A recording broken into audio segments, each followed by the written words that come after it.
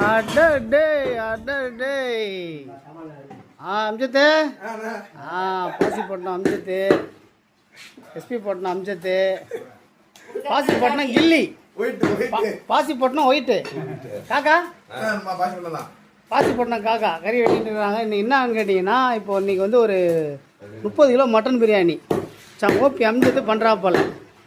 பண்ணும்போது பார்ப்போம் வாங்க. ஏய் தவாகரி ஜவர்லி எங்கே போகிற வாங்க வா வா வா வா வா வா பாத்தியா நீ இன்னைக்கு வரலன்னு நீ அல்வா குத்துட்டு வெளில போயிட்ட.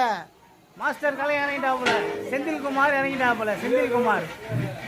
செந்தில்குமார் தான் செஞ்சுனுக்கிறா போல பிரியாணி. முதலாளி பயோபுள்ள லேட்டாக வந்துக்கிறா போல. தவாகரி ஜவஹர்லி வேலைக்கு காலையிலேருந்து பாவம் கஷ்டப்பட்டுனுக்கிறா போல நம்ம செந்தில் மாஸ்டரு. சொல்லுங்க, வேலைக்கு சேர்த்துக்குவா இல்லை அமுச்சு விட்ருவா? இவர் இருந்தால் தான் நல்லா இருக்குன்றீங்களா? இவர் இருந்தால் தான் உங்களுக்கு பிடிக்குன்றீங்களா? சரி ஜவஹர்லி பேரை மட்டும் வச்சுக்கினு நீ ஜோ காட்டினுக்கிற. ஏதோ முதலாளி சொல்கிறா போலேன்னு உன்னை வேலைக்கு நான் இப்போ சேர்க்குறேன். போ சட்டையை மாற்றினா போ. தவாகரி ஜவஹர்லி என்ன வேலைக்கு வந்து கிளம்புறேன்? வேற வேலைக்குதா? அப்படி வந்த நீ? சரி அப்படியா நைட் வந்து பக்கெட் பிரியாணி வாங்கி போகலாம். இப்படி ஜவஹர்லி கிளம்பிட்டாப்புல.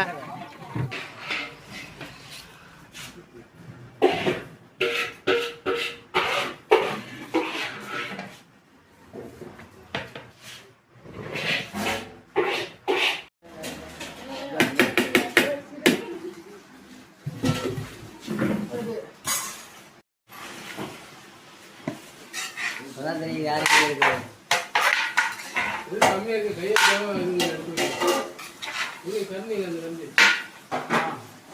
கம்மி இல்லைங்க.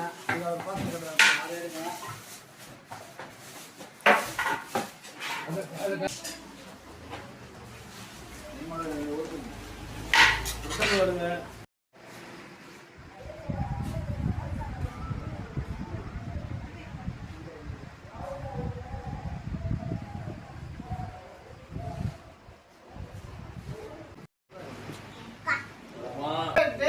பிரியாணி செஞ்சு முடிச்சு பார்சல்லாம் போட்டு எல்லாம் தலைப்பா உட்காந்து இருக்கணும்.